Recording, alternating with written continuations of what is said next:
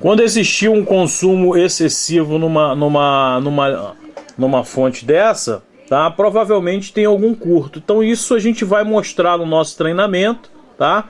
Mas a gente só está mostrando aqui algumas das utilizações que tem a fonte assimétrica na manutenção dessas placas eletrônicas. Outro equipamento que a gente vai mostrar também o uso é a estação de solda, né? A estação de solda, né? Ela possui temperatura controlada, né? Então é uma estação com ferro de solda. E o ideal é que você use essa estação de solda com temperatura controlada. Por quê? Porque com essa estação você consegue fazer as diversas manutenções na placa-mãe do notebook, tá? Então nós vemos aí, ó, que ela tem várias escalas de temperatura, tanto em graus Celsius, que é essas linhas amarelas, como em Fahrenheit, que é essa linha branca, tá?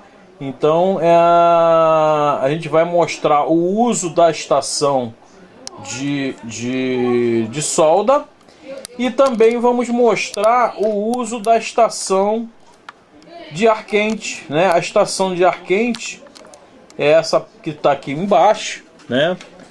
Essa estação ela possui um punho e esse punho ele joga um ar quente sobre a placa eletrônica, né? Sobre a placa eletrônica, e através desse ar quente a gente consegue retirar o componente, o circuito integrado, o diodo ou o transistor que estiver em curto, tá?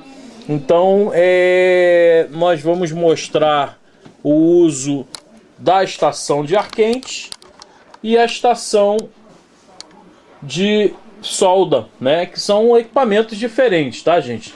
Existem até casos em que você compra lá fora, em alguns lugares, você compra uma estação conjugada, ou seja, ela é ao mesmo tempo ar quente e é também estação de solda, né? Nesse nosso caso aqui, elas são separadas, tá?